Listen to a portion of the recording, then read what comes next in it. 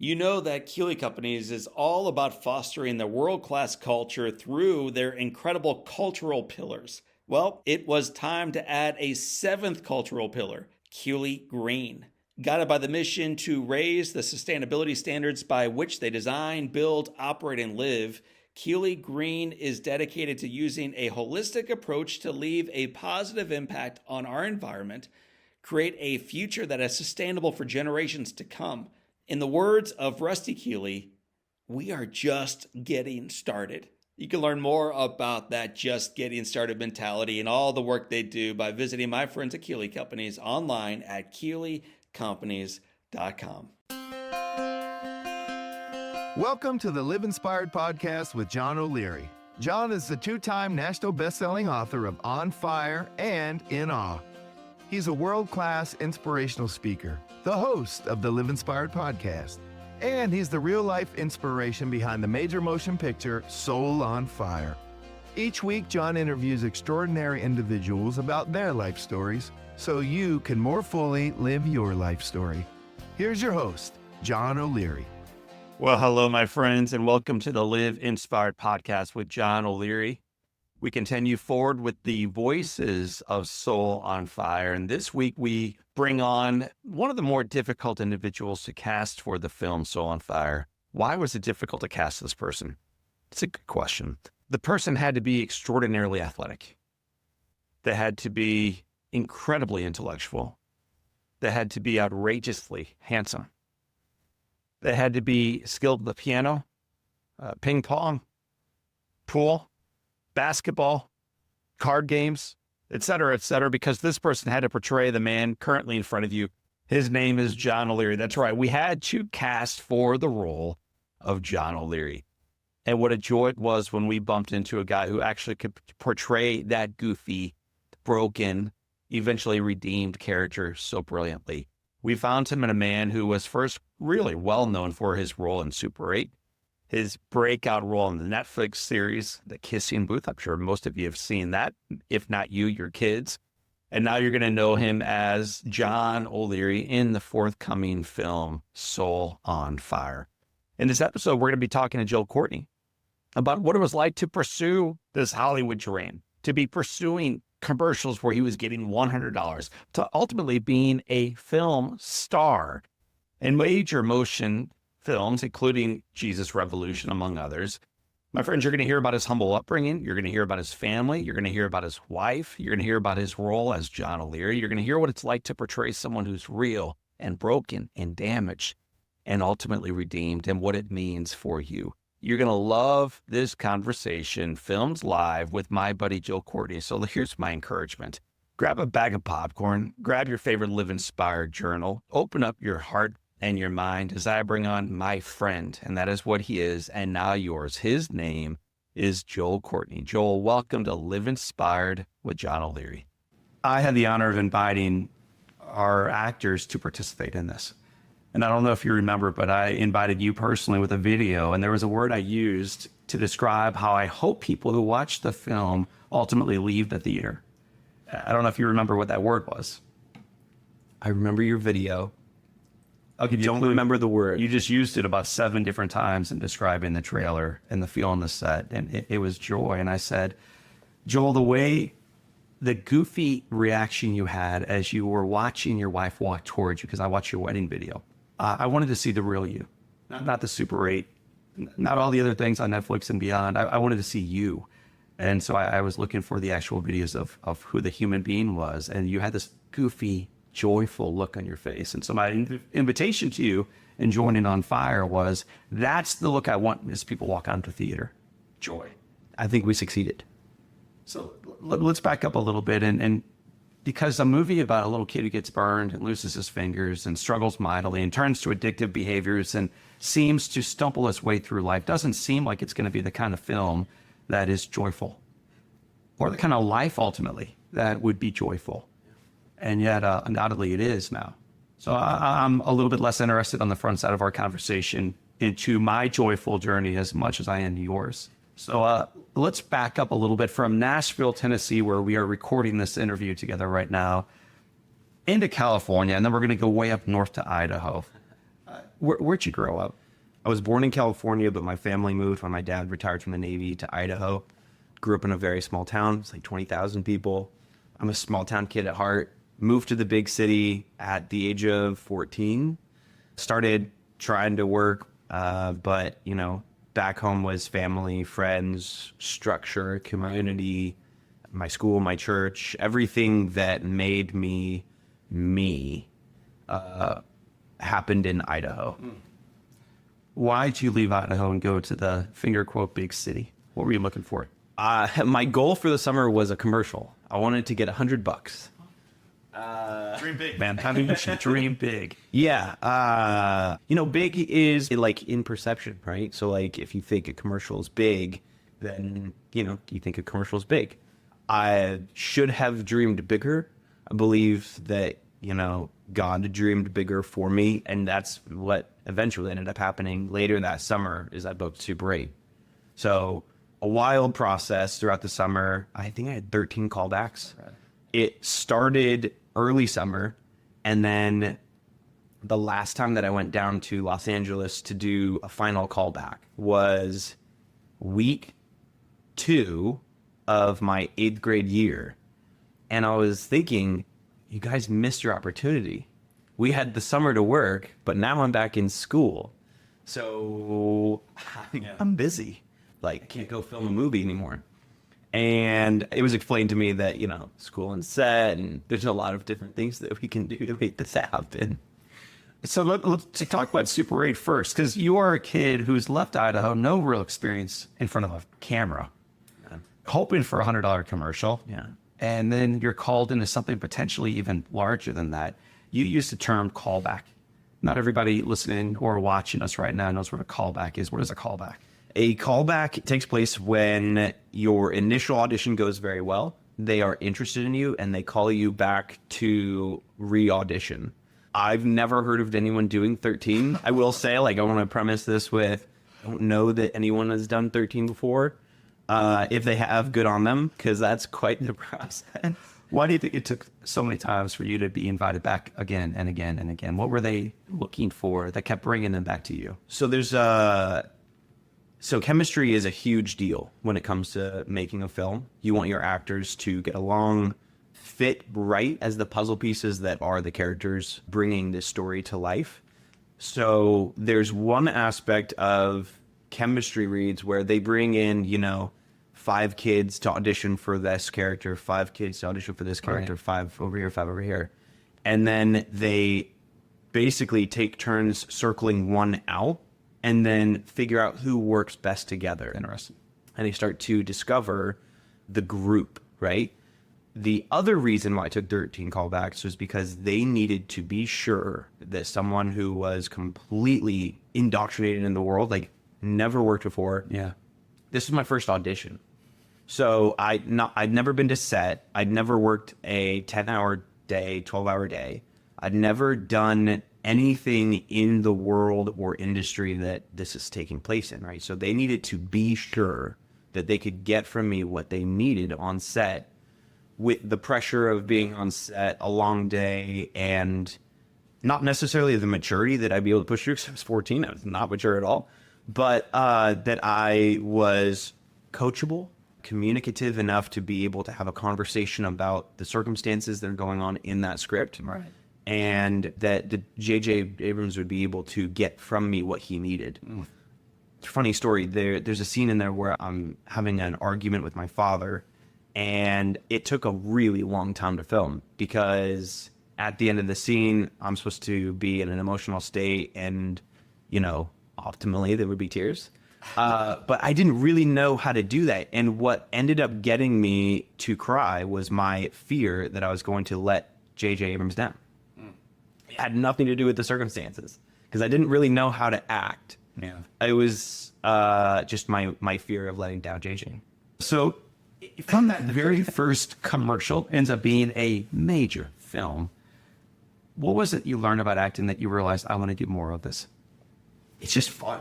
And not just fun. It's fulfilling in that you get to tell stories that you're passionate about that I think will, impact my life, impact other people's lives, We want to entertain, and we want to maybe introduce a new consideration or a thought, maybe a change of beliefs. Challenge someone's beliefs a little bit, you know? I love getting to work with creative people on set. I love to bring stories to life like yours. This is an honor of a lifetime to be able to tell your story with such amazing people. Like I mentioned earlier, it's a true honor that I get to be a part of your story. There's something about spreading positivity, joy, gratitude that I'm kind of obsessed with. I can't get enough of it. Well, so the marketplace is longing for it. That it is. And there's not a lot of it for them to borrow from. So I think the work you're doing is critically important and life-saving. It's that big of a deal. It's one thing to get a part in the movie. It's another thing ultimately to recognize you're called to a career in it. You know, like there's a big difference between the two. When did you realize I'm good at this? I think not the moment that I realized I'm good at this. The moment I realized I wanted to do more of it was follow-on films after Super 8. Was like, I'm not good at this, but I love the camaraderie on set, and I want to get better. So I've pursued acting classes. I've pursued community that desires to be better, to always push themselves, to always grow, Right. to never remain stagnant, as is referenced in a pretty good book that everyone should go get. Courtney, tell us the book so that we may go out to the stores and buy it now. On Fire by John O'Leary. The refusal of stagnation in all aspects of my life. I think that there was something on Super 8 that allowed me to be great, and it was the excellence of everyone else in their jobs on set, and J.J. Abrams leading, you know, with the head of the spear, the hair and makeup department, just being very sweet and kind to me in the beginning of every day. My first job ever. I asked them, why is it hair and makeup and not makeup and hair? Like, what a silly question, but they were so patient and would give me like fun answers. And, you know, they were just, everyone was so great on that film. And I realized I want to do more of this. And then when I realized I wasn't as good at acting as it came across on Super 8, I realized I want to get better. Right. And I think the pursuit of doing something better, pushing myself, asking myself, demanding myself for more, I think I discovered somewhere along the lines, I'm getting it. I'm picking up on it. I've got some momentum. I've got some definitely like excitement and joy for the work. And then there's times on set where like, that was really good. And it's usually like with another actor. Do you know when it's good, or is it you hear from the guy, the lady behind the camera, wow, that was really good. And then you recognize, wow, it was really good. There are times when I can get a gut feeling. Yeah, that was it. That was it. And there's times where, you know, if it's a very emotionally heavy scene and I'm just so locked into the moment, I become maybe a little blinded to reality, because in the moment, my reality is in the scene. So I get lost. You know, on some takes, I forget I'm on set, forget everything, and, you know, outside of that little world that we're building on set. And that happened multiple times on ours. I think I'm just going to jump into that now. I was going to ask about the kissing booth and Jesus Revolution and several other films that you are in that I love. But I also love the fact that you are in, and I love, a film called Soul on Fire. There was one other thing I mentioned to you when I invited you to participate. The fact that everyone else in the film is a hero in one way or another. Your future wife, Beth, is a hero, undoubtedly. Your mother and father are unquestionably heroes. A guy you meet later on named Jack Buck is without a doubt a hero. A man you've worked with in the past named Devon is a hero in the version of Nurse Roy. A huge hero. And the only one I said that isn't a hero in this film, Joel, you should be aware of this before you say yes, is the guy you are about to portray, named John O'Leary. He's the recipient of heroism. Yeah. And yet you still, as an actor who wants to play the part of heroes, I would imagine, said yes to Soul on Fire. So I'm curious, what was it about the script and the story of Soul on Fire that you said yes to? The reason I said yes to On Fire was a obvious and clear journey of hope and of love and of faith and of gratitude. And then before saying yes, I looked into who you were, and I clearly see the hero that you are to other people. You have your heroes in your life, but you are a hero in many people's lives. And that is something I may be jealous of. I think it's an incredible and powerful thing that you do where you open up your soul to people and show what's going on in here and welcome everyone to journey and walk with you. And I could get that from the script, from like the earliest draft. The drafts just got better and better and better. And I just wanted to be a part of telling your story that came across so beautifully and powerfully to me. And I mean, from the moment of saying yes, it's just so everything just got better, talking to you, talking with Sean, arriving, table read.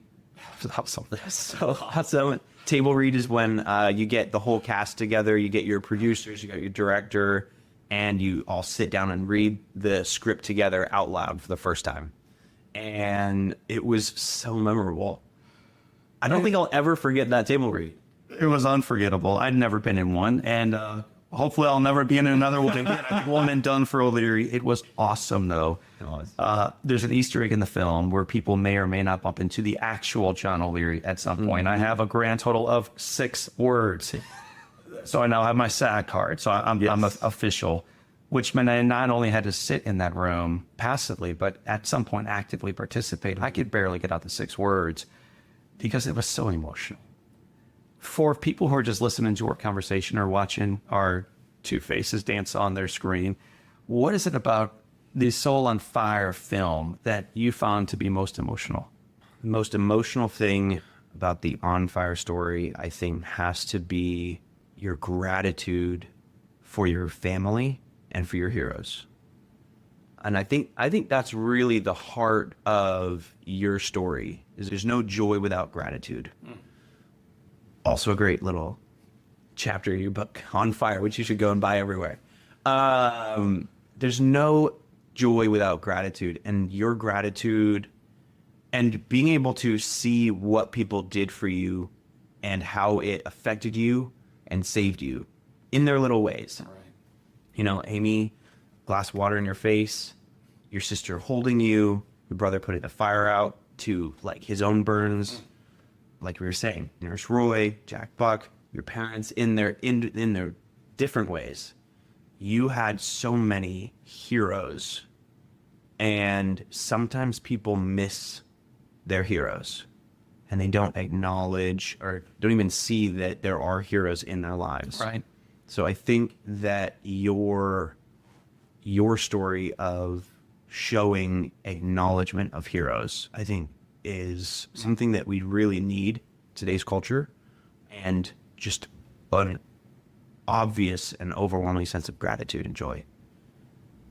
So as a speaker, my other job when I'm not busy making Hollywood film, about halfway through, I'll oftentimes invite them to identify who their hero is. And the specific question is one person who poured into you at just the right time, and in doing so, positively changed your life. And I look out at this audience, and almost always there's 10% who sit there with their arms crossed, recognizing they have no one. And then I have an opportunity of speaking to them, reminding them, here's the truth. You may not want to hear this. None of you are in this room by yourself. None of you climbed the hill all by yourself. We all sit on the shoulders of giants. Be aware of who came before you, and then recognize the call to do likewise.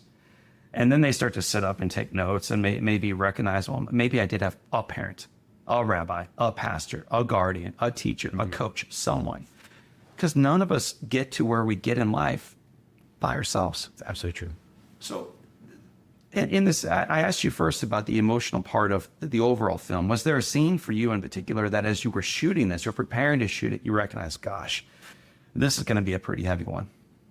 Absolutely. There are moments scattered throughout that are our writer, Gregory, he just did such a great job. It's so nuanced, and I think he really just got to the heart of so many of the scenes, so many of the moments that you share, I mean, a couple that stand out is the moment that I'm sitting with Devon and we're catching up, you and Nurse Roy, in a real moment that actually happened after he's brought up on stage and you're speaking to Alabama Power. The recounting of your life story to this man who played such a massive part of your life, and telling him that he mattered. And, you know, spoiler alert, his reaction that he never knew that he mattered. He loved his job. He always enjoyed his job. He loved helping people get better, but he never knew that he mattered. Right. It just breaks my heart. I feel like so many people have never been told that they mattered. So, I mean, that's a huge moment with Jack Buck and his headstone in that graveyard of fallen soldiers. That was a really, really powerful day, and so cold and windy. I remember that. It was so cold and windy, but It was December 4th in the Midwest. was it the 4th? Yeah. That sounds about right. You had sunshine, but little else, man. So it looked like it was warm enough out there, but it was chilly and it was windy. Joel, I thought you were outstanding on day one, but I thought you got better every single day after day one. And that was near the end of filming. And I thought in some regards that was your high water mark. I thought the way you authentically performed what happened and what happens to all of us. So for the folks who may not know what cemetery you were in or who you were speaking to, just set the table a little bit for what brought you to that gravesite that day. It is a military graveyard and a memorial to men and women who gave all. You know, the saying, all gave some gave all. It's a hallowed ground. I mean, it's humbling to be there. And Jack Buck is buried on this beautiful hill with his, you know, fellow brothers in arms. And you go to speak with him and kind of bare your heart to a long lost friend that you never got to say goodbye to in the way that you wanted to. It was a long time coming, and it was a powerful moment, and a moment that you needed as much as wanted. And I'll never forget that day. That day actually might be one of my most clear, like, vivid memories of filming. That day is locked in. So some of us are hearing you talk about a guy named Jack Buck buried there. He's clearly a warrior, a veteran for our nation, but they may not know how we became friends. What's the backstory that led Jack Buck to John O'Leary, to this deep friendship, to this deep regret, to ultimately this beautiful reconciliation? Your story with Jack Buck comes through a link of multiple phone calls, and he hears about a boy who was injured, is very much struggling and having a hard time. And he, the selfless man that he is, came to the hospital to visit you. And he pulls up that chair. And so the journey of him calling you kid begins. And he spoke hope into your life. And after exiting your room, overcome with emotion, I believe it's that day he's told that you have absolutely no chance of living.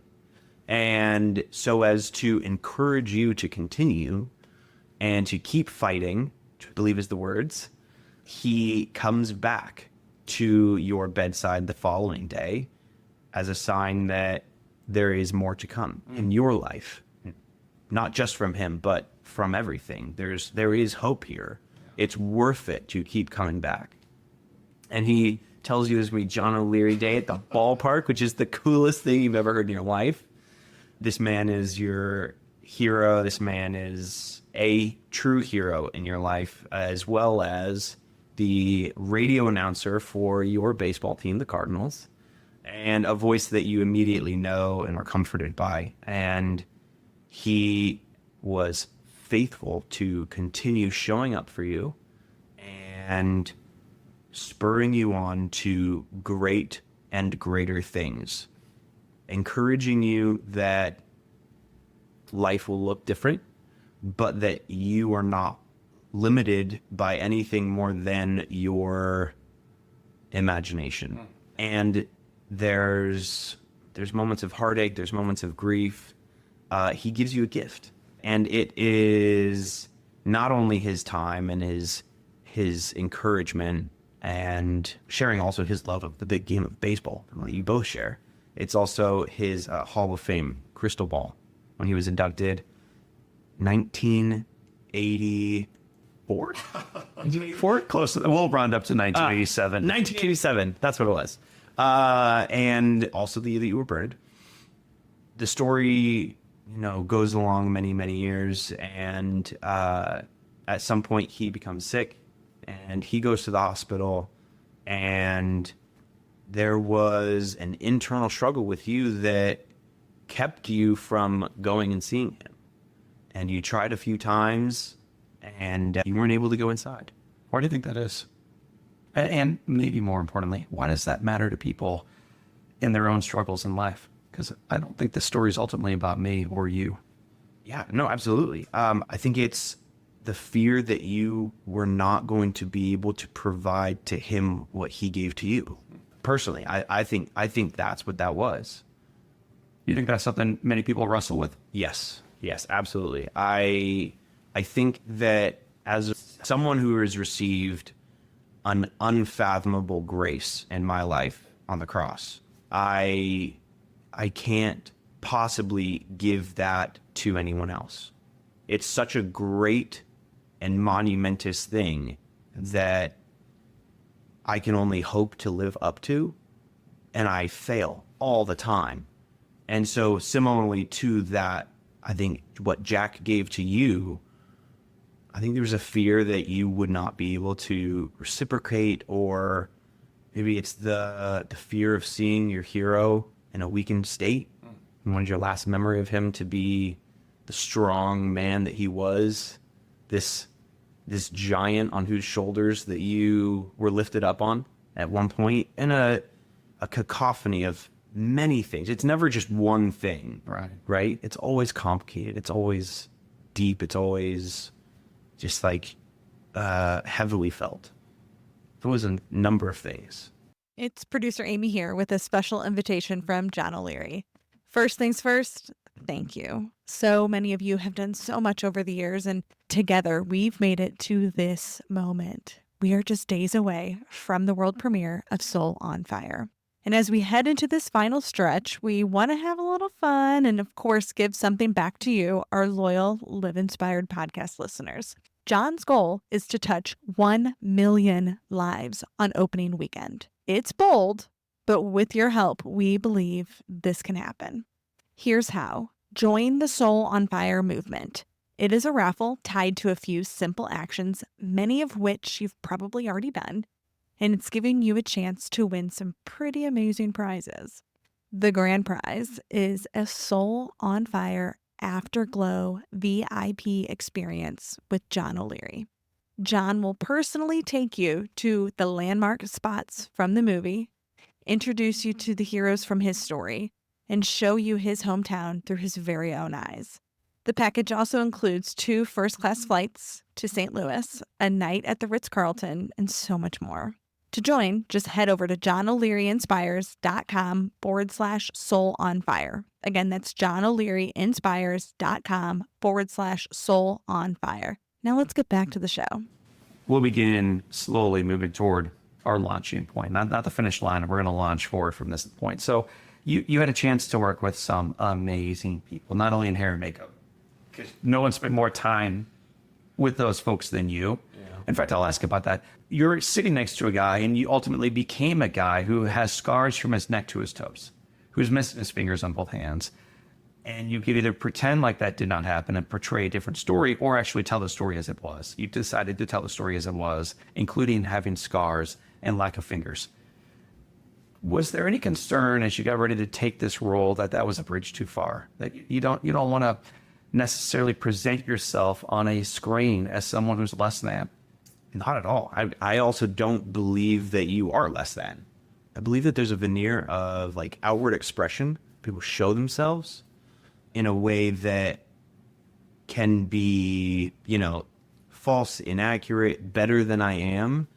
And I think that your red coat is this thing that you just beautifully came to terms with. I don't see you as less than. Right. Physically, as, in the performance, getting to play you, it was definitely something to consider. And I think that, every day putting on hair and makeup, getting into kind of the mindset of what do these scars mean to me. Yeah. And at different times of the script, they mean very different things. In college, they mean something. When you're younger and you're married, it means something. When you're a little older, they mean something completely different. Yeah. And so it's what are we filming today? What do these scars mean to me on this day and at this time of my life? And through my scars, how can I show myself, and how much do I show of myself? Yeah. I loved getting to spend so much time with the hair and makeup team. They were awesome. They were hysterical. Carrie. Awesome. I miss them. I love them. I can't wait to work with them again. But I was regularly first one in, last one out. And we got it down. It's a long day, man. It was a long day, but I wouldn't trade it for anything. It was right. It was right. And I think we got it to a really great place. And never looked more into. He's reading the script right now exactly like I wrote it. He's just a great performer. My gosh, he's solid. So I'm going to ask you about 3 people you work with on set, and then move into what we call the Live Inspired 7. Great. Someone who helped you finally recognize how handsome you were becomes your wife. Mm-hmm. Talk about working with Macy McLean as Beth, and what did she help John O'Leary understand about himself that he did not understand before she pulled it out of him? Absolutely, yeah. Maisie's awesome. First off, foremost, she's a very, giving actress in terms of, for me, what that means is when we are filming together, she's very selfless. She's very giving in her performance and her energy. She works hard on my coverage. Being if the camera is on me and I'm Maisie over here, she's in it just as much as she was when she was on camera, and the coverage is her deal, right? I couldn't ask for anything more in a scene partner and a co-star, and it was truly a just pleasure to work with her. And she got Beth. Yeah, she understood. And Beth and I both passed away tragically. Joel and Macy can just move into the house. The kids may not miss a beat. I mean, it was the honest deal to look up at a screen or onto a set and feel like you're seeing a bit of a reflection of yourself. And I sort of know Beth more than I know me, because you don't know yourself. It's hard to really see how you walk and move and speak, your mannerisms. But Macy was Beth, even the way they sounded. And what I'll say about you, my friend, is my team knows if something tragic should happen, they're covered now, because Joel Courtney can just move into St. Louis, become a speaker, and they're fine. And so they credit you for becoming John. One of my favorite scenes, and I'd rather have you not unpack specifically what takes place, but it's in the dorm when John and Beth are just talking life. And you and Macy just were so honest and vulnerable and real and did a phenomenal job. And we'll leave it there for now, but so well done. Very complimentary. Thank you. You also had an opportunity of working with a gentleman named William H. Macy. Yes, I Billy Boy. What was it like working with William Macy?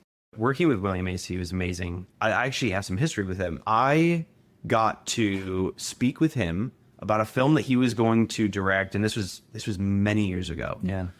6 or 7 at least. And I got to go to his house in Hollywood, and I got to sit down with him and have a conversation with him. And he was talking to me like an adult and with respect at the caliber of work that he requires.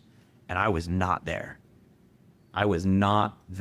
And it called me to change many things that I was doing, the way that I worked, the people that I was working with. I changed acting class. I stepped up my game, and it was because of him. So getting to work with him was honest. It was a dream come true. It was a total joy and a total pleasure. Great guy, infectious and fun on set. and a powerhouse actor. Oh my goodness. I feel like Jack Buck comes to life. I never had the pleasure of meeting him, but I feel like he was walking around on set, which is got to be fun for you to see, but a phenomenal for me to get to work with him. Oh, it's great. And then one of my favorite human beings, I did not know this man 6 months ago, and now I feel like we are brothers, and his name is Devon Franklin. You've worked together in the past, so you knew him, you knew his heart, you knew his gifts, but then you got to work with him on Soul on Fire. What was it like working with your buddy Devon? It was amazing. So Devon and I go back to Jesus Revolution, which was his first film as an actor, and he's got it. He's Naturally gifted. So good. It's truly a joy. And when I think he was one of the first people that I texted and reached out to about On Fire, because I had no idea he was attached until there was a news break that had him, myself, Willie Macy, and I think it was Stephanie or something. And I texted him, I was like, dude, you're in this? Band's about to let's go. I was so excited. I couldn't believe it. And as I mentioned earlier, one of my scenes with him is one of my most memorable on set. It was a massive day, and he was just right there with me in the moment. And I appreciate him so much. I respect his outlook, his insight, his wisdom, his long history as a producer. He's awesome. And he's so good in every facet of filmmaking that he takes on, whether it's producing or acting. I can't wait to work with him again. What I was so enamored by and impressed by was how authentic and loving all these people you're mentioning right now, and those we don't have time to mention right now, are and were just excellent people. So final question around Soul on Fire, then we'll put this baby to bed. When individuals see the film, when they walk out of that darkened theater, out of their family room, back into their life, what do you, and I know you can't decide what they feel and ultimately what they do next, but what do you hope for them?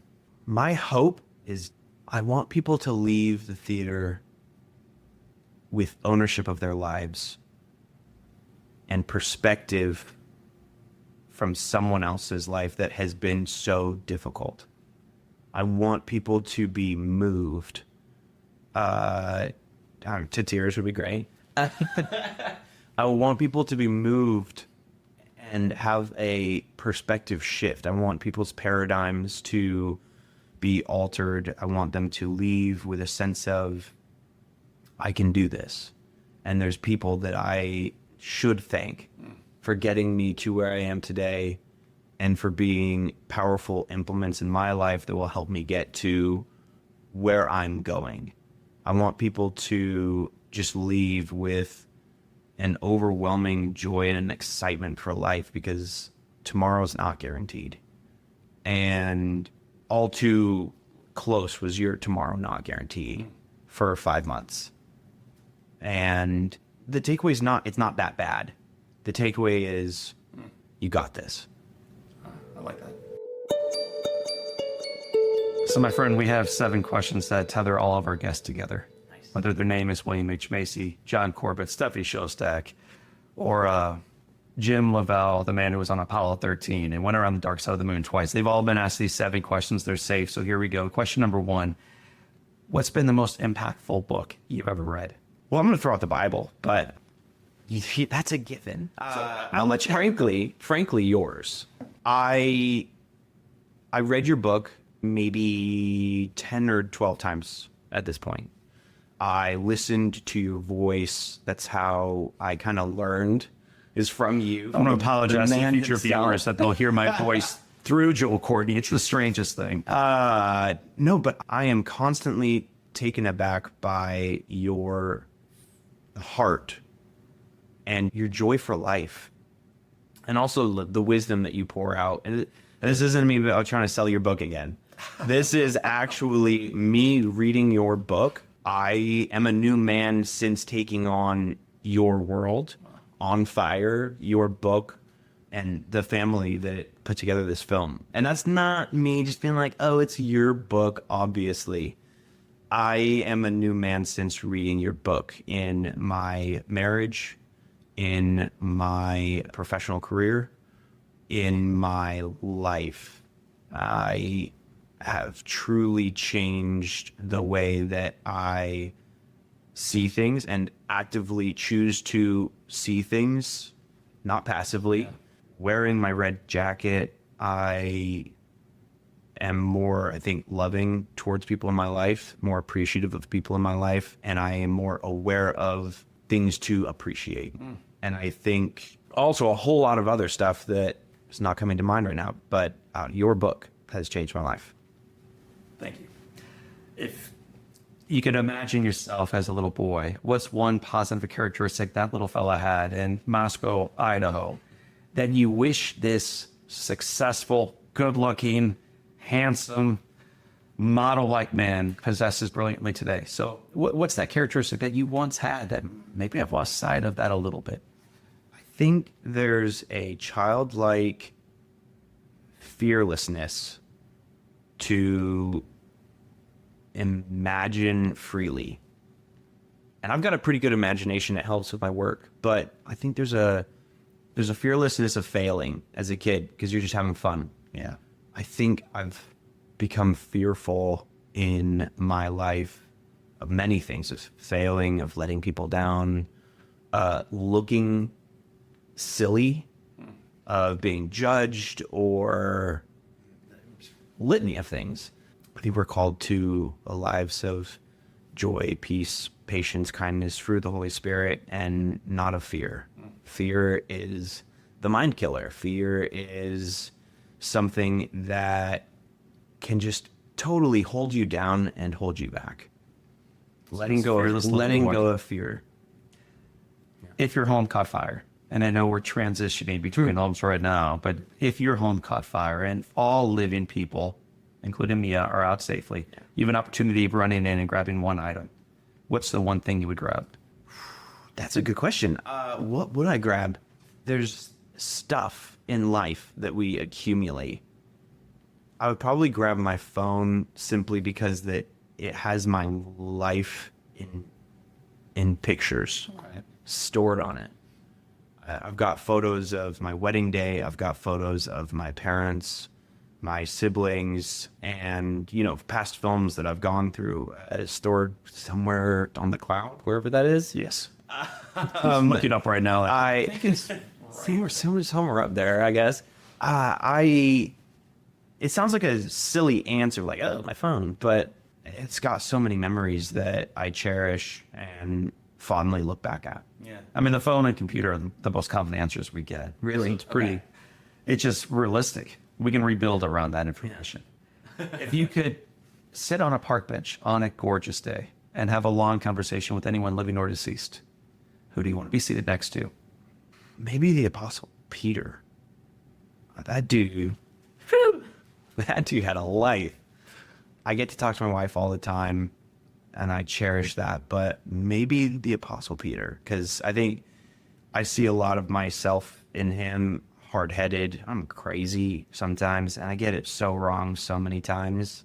But he got to sit with Jesus and live with Jesus and see things that I long to see, and take his testimony all the way to the grave in a fearless way. What's the best advice Peter or anyone else ever gave you? So the best advice Joel Courtney has ever received is pray about it and then follow your gut. I'd say that's my answer, because too often do I get things wrong. I think the perspective of patience and of peace and of looking for wisdom, I think, is always the right approach to something. Right. And with a heart, a mind, gut feeling that is in community with God, I think from that position you can make a good decision. And I think those are where my best decisions come from, for sure. So speaking of best decisions, if you could go back in time and speak to yourself at age 20, 8 years or so now. Yeah, getting old. So if you could say, hey, man, Joel, pay attention to this. What advice would you give yourself at age 20? Be patient. I would tell myself to be patient, because at 20, I thought I was needing something or trying to get somewhere, trying to build this life. I wanted it. I was hungry for it. And I think it became a little too much. It became overwhelming, this desire to build a life that I wasn't quite ready for. Grow up, but be patient. Awesome. Final question. You ran the gauntlet. Joel Courtney, my friend, it has been said that all great people can have their lives summed up in one sentence. How would you like your one sentence to read? But you said great people. Well, I'm in front of one right now already. For what you've already accomplished at your age, it's stunning. So great. I'm a man who's imperfect and fallen, but I worship a God who's not. I'm married to an amazing woman, and there's a lot to come. And that's technically a run-on sentence. So, apologize. A lot of commas there, but here we go. There's commas. Joel, I thank you for being not only the portrayal of a guy named John O'Leary in a film called Soul on Fire, but I thank you more importantly for being my friend and a model of a guy people can look up to, not just on film, but in life. It is worthy of following, man. So, my friends, this is Joel Courtney. My name is John O'Leary, and today is your day. What a gift it is. Live inspired. Genius! All right, genius! Well, my friends, I told you on the front side of the conversation that you were going to love Joel Courtney, and now you do.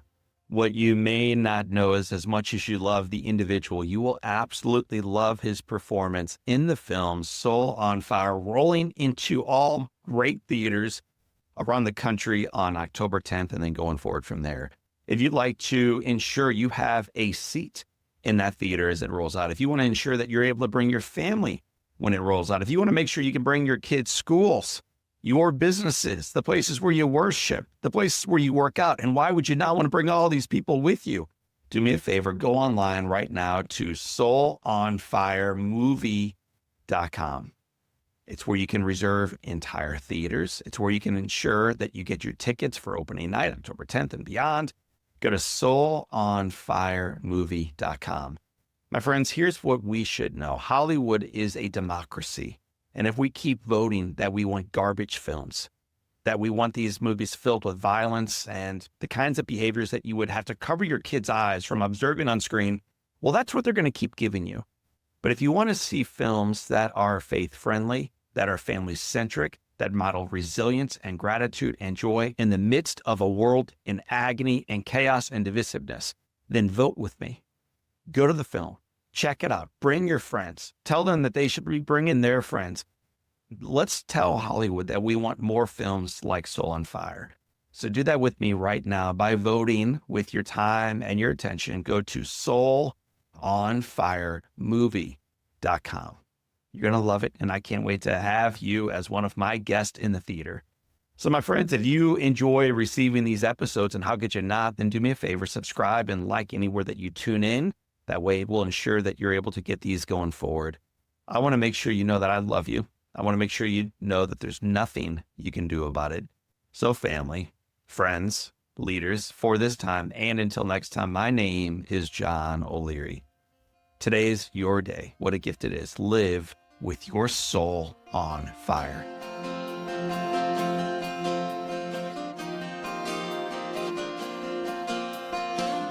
Keeley Companies was started almost 50 years ago by the one and only Larry Keeley. What started as a small family-owned paving company in St. Louis has grown to a nationally known full-service construction, development, and restoration partner. Larry the Legend, as he is affectionately known, has been a part of this growth every step of the way and continues to provide guidance as his son, Rusty, my buddy, drives their vision and achieves results on purpose. His unwavering foundation of a family culture with a focus on people has gotten Keeley Companies to where they are today, and their journey is truly just beginning. To learn more about Larry the Legend and Keeley Companies, check them out at KeeleyCompanies.com.